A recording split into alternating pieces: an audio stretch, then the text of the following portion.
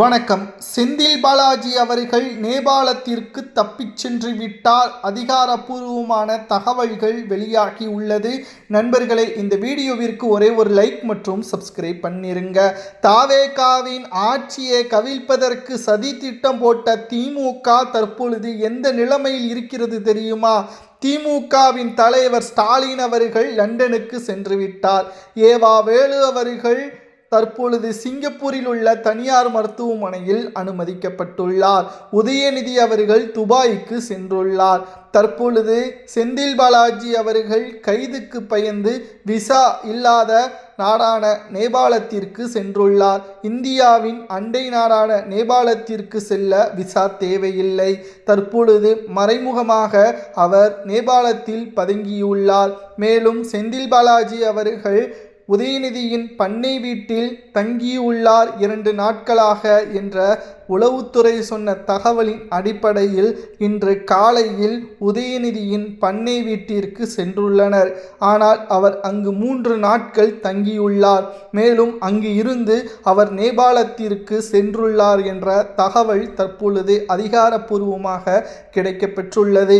இன்று காலை 10 மணிக்கு திருவல்லிக்கேணி காவல் நிலையத்தில் அவர் ஆஜராக வேண்டும். அவர் ஆஜராகாத காரணத்தினால் தற்பொழுது பிடிவாரண்ட் நீதிமன்றத்தின் மூலமாக காவல்துறையினர் பிறப்பித்துள்ளனர்.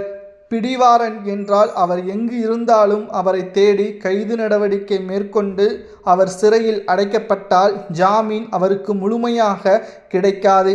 ஏற்கனவே செந்தில் பாலாஜி அவர்கள் ஜாமீனில்தான் வெளிவந்துள்ளார். அமலாக்கத்துறை அதிகாரிகளது பிடியில் இருந்த செந்தில் பாலாஜி தற்பொழுது ஜாமீனில்தான் வெளிவந்து கோவை தெற்கில் போட்டியிட்டு வெற்றியடைந்தார். தாவேகாவின் ஆட்சியை கலைப்பதற்கு குதிரை பேரம் நடத்த 180 கோடி வரை தனியார் நிறுவனங்களிடம் இருந்து பணத்தை பெற்று தாவேகாவின் ஆட்சியை கலைத்து மீண்டும் ஸ்டாலினை முதல்வராக்க சதி திட்டம் போட்டார். ஆனால் நிச்சயமாக இது நடைபெறாத காரணத்தினால் தற்பொழுது கண்ணீர் விட்டு கதறி அழுத கோபாலபுர குடும்பம் 4 திசைகளாக பிரிந்துவிட்டது. திமுகவின் நிலைமை கிட்டத்தட்ட 75 ஆண்டுகள் பாரம்பரியமிக்க கட்சி 2 ஆண்டுகள் உதயமான தாவேகாவை பார்த்து அஞ்சுகிறது என்றால் உங்களது கட்சியில் நேர்மை இல்லை. மக்களின் பாதுகாப்பான அந்த உணர்வுபூர்வமான கட்சியாக உங்களுக்கு இல்லை.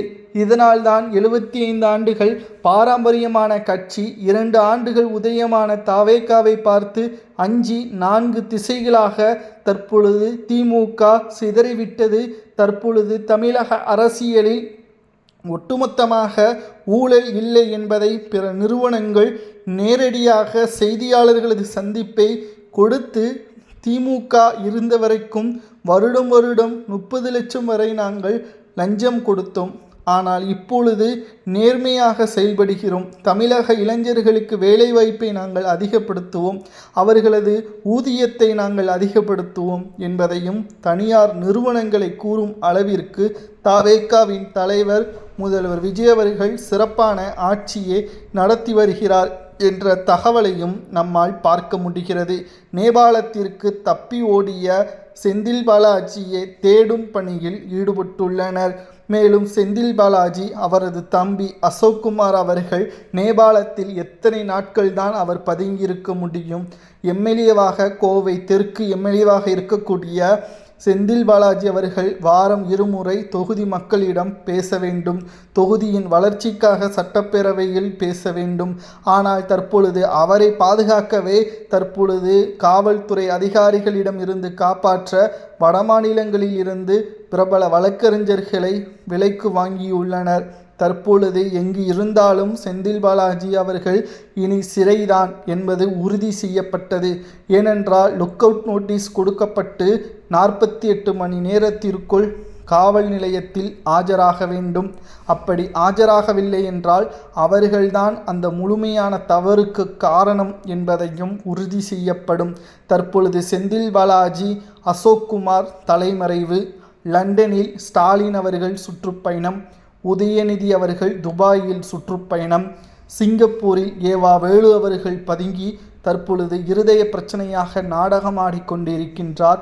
ஏவா வேலு அவர்களது வீட்டில் லஞ்ச ஒழிப்புத்துறையின் சோதனையால் மற்ற திமுகவின் மாஜி கேபினெட் அமைச்சர்கள் 34 பேரும் அச்சத்தில் இருக்கிறார்கள். ஒட்டுமொத்த திமுக 75 ஆண்டுகள் யாரும் எங்களை அசைக்க முடியாது என்று ஒவ்வொரு மேடைகளிலும் ஸ்டாலின் அவர்கள் பேசினார். உங்களை விட ஒரு கொம்பன் முளைத்து வருவான் என்பதற்கேற்ப உண்மையான மக்களின் நாயகனாக எந்த ஒரு பணத்திற்கும் மசியாத நபராக தற்பொழுது விஜய் அவர்கள் தனது ஆட்சியை சிறப்பாக செயல்படுத்துகிறார். இதுதான் தற்பொழுது திமுகவின் தோல்விற்கும் திமுக சுக்குநூறாக பிரிந்ததற்கும் முக்கியமான காரணமாக அமைந்துவிட்டது. மக்கள் அனைத்தையும் வேடிக்கை பார்ப்பார்கள். தகுந்த நேரத்தில் மாற்றங்களை உருவாக்கி திமுகவை ஓடவிடுவார்கள் என்று நாம் ஏற்கனவே பதிவு செய்திருந்தோம். தேர்தலுக்கு முன்பாக நாம் சொன்னபடி அப்படியே நடந்துவிட்டது. இதில் ஸ்டாலினால் ஏற்றுக்கொள்ள முடியாதது என்ன தெரியுமா? திமுகவின் அங்கம் வகித்த மிக பிரமாண்டமான கூட்டணி என்று கூறிய விசிக, காங்கிரஸ், கம்யூனிஸ்ட், முஸ்லீம் லீக், மதிமுக போன்ற கட்சிகள் தற்பொழுது நேரடியாக தாவேகாவிற்கு ஆதரவுகளை கொடுத்து அமைச்சரவையில் இடம்பெற்று கூட்டணியையும் உறுதி செய்துவிட்டது. இதுதான் தற்பொழுது ஸ்டாலின் அவர்களுக்கு மிகப்பெரிய அளவில் மனக்கவலையாக மாறிவிட்டது.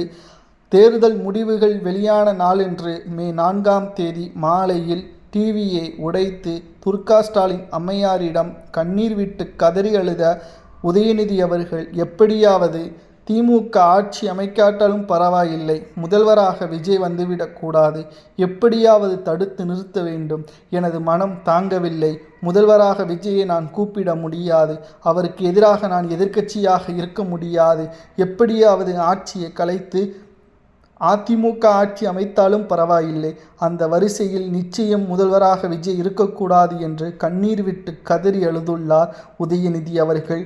அதற்காக புதுச்சேரியில் பல அதிமுகவின் நிர்வாகிகளை தொடர்பு கொண்டு ஆலோசனையும் நடத்தப்பட்டு இதனால்தான் கூட்டணிகள் திமுகவிடம் இருந்து விலகியதாக அந்த கட்சியின் தலைவர்களாக இருக்கக்கூடிய விசிகாவின் தலைவர்கள், முஸ்லீம் லீக் கட்சியின் தலைவர்கள் தாவேகாவில் இணைந்த பிறகு உண்மைகளை கூறியுள்ளனர். தற்பொழுது திமுக சுக்குநூறாக உடைந்து தாவேகாவின் ஆட்சியை கலைப்பதற்கு குதிரை பேரம் நடத்தப்பட்ட செந்தில் பாலாஜி அவர்கள் நேபாளத்தில் பதுங்கியுள்ளார். காவல்துறையினர் தீவிரமாக தேடுதல் பணியில் ஈடுபட்டுள்ளனர். என்றைக்கு தமிழ்நாட்டில் கால் வைக்கிறாரோ அன்று நிச்சயமாக செந்தில் பாலாஜி அவர்கள் புழல் சிறையிலோ திகார் சிறையிலோ அடைக்கப்படுவார்.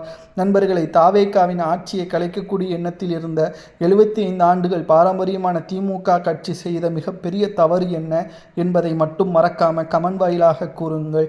செந்தில் பாலாஜி அவர்கள் கைது செய்யப்பட்டால் என்ன நடவடிக்கை மேற்கொள்ளலாம் என்பதையும் மறக்காம கமெண்ட் வாயிலாக கூறுங்கள். நன்றி, வணக்கம்.